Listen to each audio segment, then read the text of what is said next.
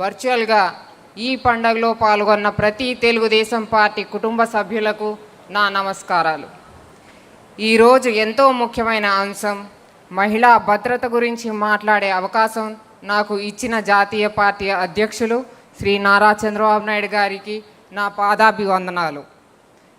ఒక సమాజం ఎంత అభివృద్ధి చెందుతుందో తెలుసుకోవాలంటే అక్కడ మహిళలకు ఉన్న గౌరవం, భద్రతను గమనించాలి.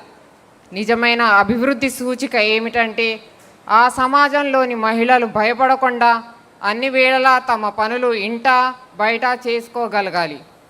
ఇవాళ మహిళా భద్రత ఒక సామాజిక అవసరం. ఇది కేవలం పోలీసుల బాధ్యత మాత్రమే కాదు, ప్రతి పౌరుడికి ఇందులో బాధ్యత ఉంది.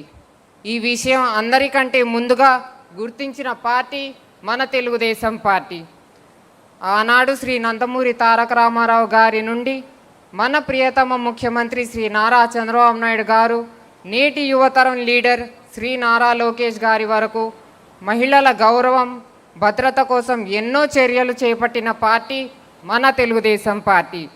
మహిళా గౌరవం మరియు భద్రత మన తెలుగుదేశం పార్టీ డిఎన్ఏలోనే ఉంది. అరాచక శక్తులపై రాజీ లేని పోరాటం చేస్తూ డిజిటల్ యుగంలో కూడా కొత్త తరానికి భరోసా ఇస్తూ ముందు సాగుతుంది మన తెలుగుదేశం పార్టీ.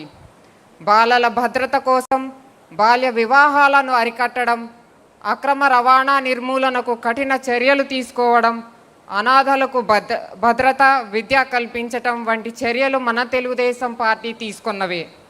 యువతలో ఉత్సాహం, ఆలోచనలలో కొత్తదనం, సమస్యలను వేగంగా పరిష్కరించడం, ఈ లక్ష్యాలన్నీ కలిగి ఉన్న డైనమిక్ లీడర్ మన లోకేష్ అన్న. వీటికి తోడు టెక్నాలజీలో ఉన్న అవగాహన వారిని మరింత ఉన్నత స్థితికి చేర్చింది. లోకేష్ అన్న ఆలోచనలకు అనుగుణంగా ఈ డిజిటల్ యుగంలో కూడా మహిళల భద్రత కోసం ఎన్నో చర్యలు చేపట్టింది మన తెలుగుదేశం పార్టీ. టెక్నాలజీ అంటే కేవలం పబ్జీ గేమ్స్ ఆడటమే కాదు, సమాజ మార్పు కోసం, అభివృద్ధి కోసం టెక్నాలజీని ఉపయోగించే వారే నిజమైన నాయకులు. ఇవాళ రైతులకు, స్టూడెంట్స్కు, మహిళలకు డిజిటల్ సర్వీసెస్ ద్వారా రక్షణ కల్పిస్తూ వారి అభివృద్ధికి తోడ్పడుతున్నాం. ఏఐ ఆధారిత screening, smart phone, real time governance, digital ECCE పద్ధతుల ద్వారా పిల్లల అభివృద్ధిని ఎప్పటికప్పుడు మన ప్రభుత్వం పరీక్షిస్తూ ఉంటుంది. మహిళల భద్రత కోసం శక్తి యాప్, వన్ స్టాప్ సెంటర్స్, శక్తి సదనాలు, న్యాయ సహాయం, కౌన్సిలింగ్ సర్వీసెస్ ద్వారా మహిళా భద్రతను ఎప్పటికప్పుడు మానిటర్ చేస్తూ ఉంటుంది మన ప్రభుత్వం. అలాగే సఖీ నివాస్ సెంటర్స్, జాబ్స్ మరియు ఎడ్యుకేషన్ కోసం పట్టణాలకు వచ్చే మహిళలకు సేఫ్ అకామిడేషన్ అండ్ రెసిడెన్స్ ప్రతి జిల్లాల్లో ఈ సెంటర్స్ ఏర్పాటు చేయడంలో మన ప్రభుత్వం ఎప్పుడూ ముందుంటుంది. చివరిగా మహిళ సురక్షితంగా ఉంటేనే కుటుంబం బాగుంటుంది, కుటుంబం బాగుంటేనే సమాజం, తద్వారా దేశం బలంగా ఉంటుంది.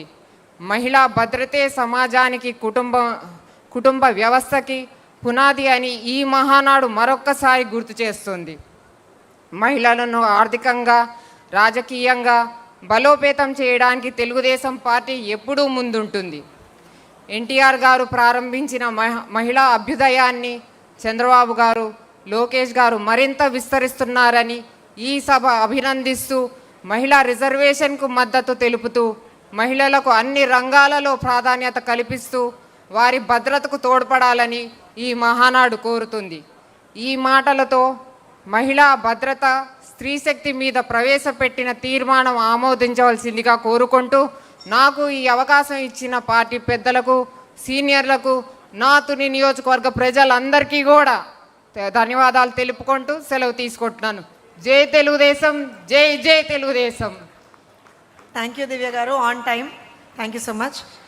ఇప్పుడు ఈ తీర్మానాన్ని బలపరచవలసిందిగా ఇక్కడ ఉన్నటువంటి వాళ్ళందరినీ కూడా ఒకసారి కోరుకుంటూ, ఇది కేవలం తీర్మానమే కాదు, మనం ఇందాక చెప్పుకున్నట్టుగా ఒక తల్లి గౌరవానికి ప్రతీక, అక్క చెల్లెమ్మల సాధికారతకు హామీ, భవిష్యత్ తరాలకు ఒక దిశాదశ. ఇప్పుడు తెలుగుదేశం పార్టీ ఎప్పుడూ కూడా మహిళల్ని ఎంత ఉన్నతమైనటువంటి స్థానంలో చూస్తుంది, ఎంత ఉన్నతమైన స్థానంలో ప్లేస్ చేస్తుంది అనడానికి మరొక ఉదాహరణ. ఇవాళ నలుగురు తెలుగు ఉక్కు మహిళల్ని ఎవరైతే అన్యాయాన్ని ఎదుర్కొన్నారో, పార్టీ కోసం నిలబడి కలబడి పోరాడారో వారిని